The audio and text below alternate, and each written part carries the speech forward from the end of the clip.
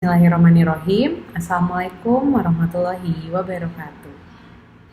Perkenalkan, saya dengan Dr. Gigi Hairani. Dalam video kali ini, saya akan menjelaskan sedikit mengenai betapa pentingnya menjaga kesehatan gigi dan mulut. Pertama-tama, kesehatan gigi dan mulut merupakan salah satu hal penting yang kadang suka kita abaikan.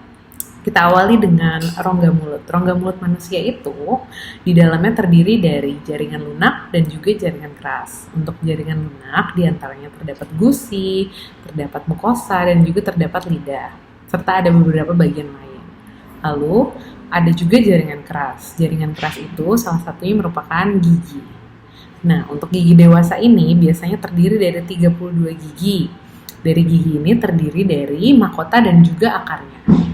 Nah, dalam bagian gigi manusia ini terdapat 3 lapisan. Untuk lapisan paling luar atau lapisan pertama, biasa kita sebut email. Ini merupakan lapisan gigi paling luar dan yang paling keras.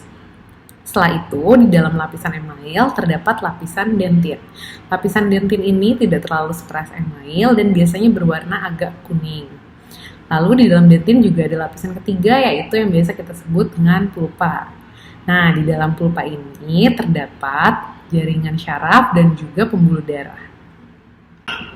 Baik, pertama saya akan menjelaskan sedikit bagaimana gigi kita bisa berlubang.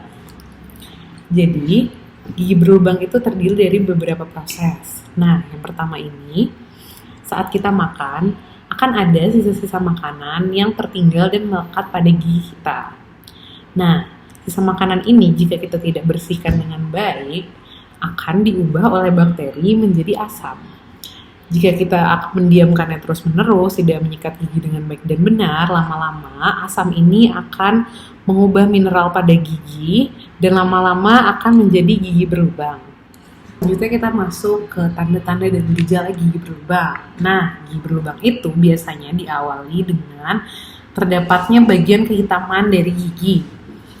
Biasanya itu pasti dari bagian paling luar gigi. Jika kita diamkan terus-menerus, infeksinya akan menyebar ke bagian dalam dan seiring berjalannya waktu, jika kita tidak melakukan perawatan pada gigi tersebut, akan sampai ke bagian pulpa yang di dalamnya terdiri dari syaraf dan pembuluh darah. Selain hanya berlubang, hal tersebut akan menyebabkan gigi kita sakit dan nyeri. Penyakit gusi ini biasanya diawali oleh penumpukan plak. Nah, plak itu sendiri merupakan suatu lapisan lunak dan juga lengket yang melekat pada gigi kita. Jika kita tidak membersihkannya dengan baik dan benar, lama-kelamaan plak yang menempel ini akan diklasifikasi oleh seperti fosfor atau mineral-mineral lainnya dalam rongga mulut kita yang akan menyebabkan plak itu menjadi mengeras. Nah, yang biasanya yang kita ketahui adalah karang gigi. Oke, tadi merupakan sedikit penjelasan mengenai gigi berlubang. Tapi bukan hanya gigi saja loh yang harus kita jaga kesehatan dan kebersihannya, melainkan jaringan lunak dalam mulut kita juga harus kita jaga kesehatan dan kebersihannya. Di antaranya adalah gusi.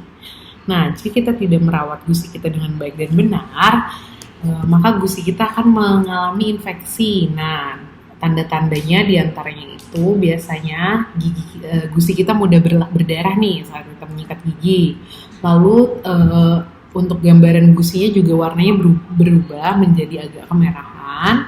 Lalu setelah itu juga bisa menyebabkan kondisi mulut kita menjadi bau dan juga nanti akan menyebabkan infeksi lebih lanjut jika kita tidak lakukan perawatan, yaitu ke bagian jaringan penyangga yang di dalam gusi atau bisa menyebabkan kerusakan pada tulang.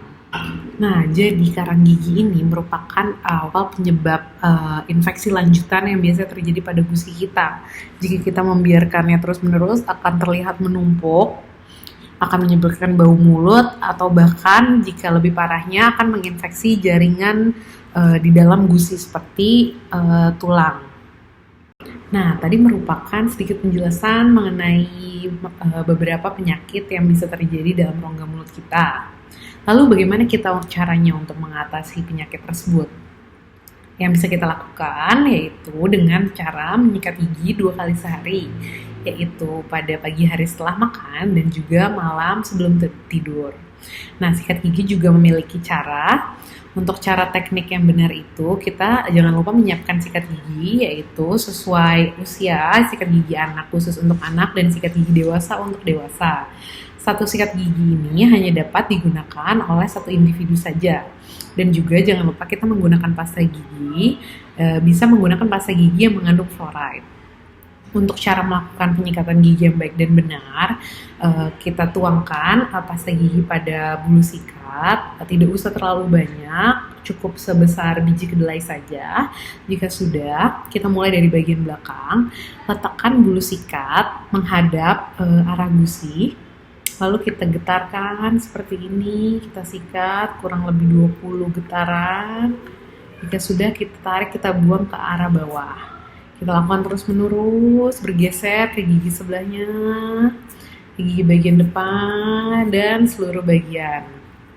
Jangan lupa, jangan hanya bagian luar saja, bagian dalamnya juga sama. Mengarah seperti ke bagian gusi, kita getarkan 20 kali, lalu kita buang ke arah bawah. Terus sampai seluruh bagian tersikat. Untuk bagian depan, bisa kita lakukan seperti ini, kita tarik ke arah luar, lalu kita sikat semua sampai seluruh bagian gigi kita tersikat. Dan bisa juga kita melakukan penyikatan di bagian lidah kita agar lidah kita juga bersih. Setelah itu, selain menyikat gigi 2 kali sehari, kita bisa menambahkan jenis perawatan seperti menggunakan benang gigi. Kita bisa melakukan flossing untuk membersihkan sela-sela di antara gigi kita di bagian yang tidak terkena bulu sikat. Kita bisa bersihkan. Lalu setelah itu kita juga harus rutin kontrol gigi ke dokter gigi, yaitu minimal 6 bulan sekali, untuk memastikan apakah kita membutuhkan perawatan seperti menambal gigi ataupun scaling gigi di dokter gigi.